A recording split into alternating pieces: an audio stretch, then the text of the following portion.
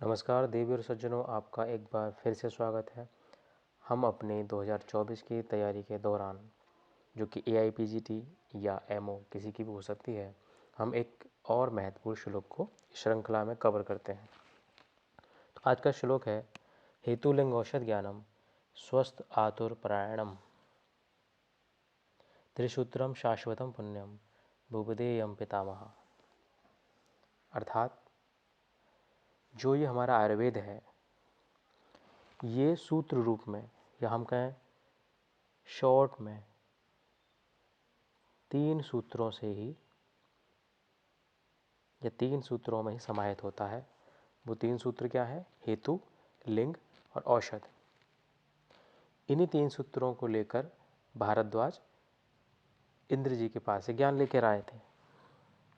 तो हमें ये तैयारी के दौरान पता रहना चाहिए कि त्रिसूत्र जब क्वेश्चन में आएगा तो हमें क्या आंसर लगाना है? हेतु, लिंग, औषध ज्ञान। अब इस तरह के प्रश्न और भी बन सकते हैं, जैसे कि हम कई प्रश्नों के बारे में बात कर सकते हैं इससे मिलते जुलते। त्रिवर्ग क्वेश्चन बन सकता है। त्रिवर्ग क्या है? त्रिस्तंभ क्या है?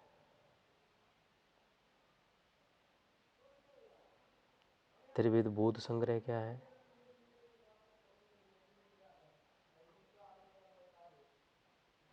तो इस प्रकार का एक प्रश्न एग्जाम में आता ज़रूर है। तो इस प्रकार के प्रश्नों को हम तैयार रखेंगे। जैसे त्रिवर्ग क्या है? त्रिवर्ग है धर्म, अर्थ, काम। जो पुरुषार्थ चतुष्ट है, यदि उसमें से मोक्ष निकाल दें तो ये त्रिवर्ग बन जाता है। धर्म, अर्थ, काम।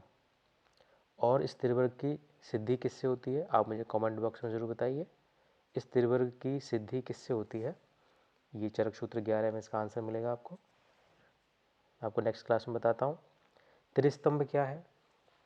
त्रिस्तंभ है वात, पित्त और कफ। कैसे याद रखेंगे?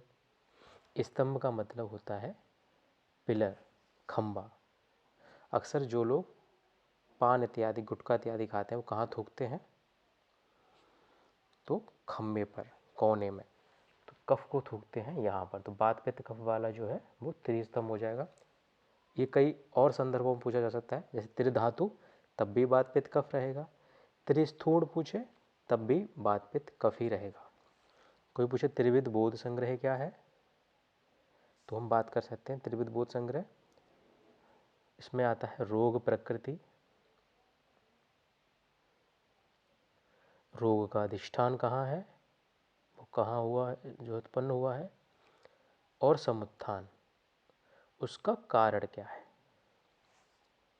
तो हम तीनों चीज़ों अगर हमें पता है तो हम किसी भी व्याधि की चिकित्सा और उसकी डायग्नोसिस को पूरी तरीके से उसका बोध कर सकते हैं, जान सकते हैं। इसलिए इसे त्रिविध बोध संग्रह कहते हैं। रोग की प्रकृति, अधिष्ठान और उसका समुत्थान। इसी प्रकार के और वीडियो के लिए आप इस चैनल को सब्सक्राइब कर सकते हैं और मुझे सपोर्ट कर सकते हैं। मिलते हैं अगली क्लास में।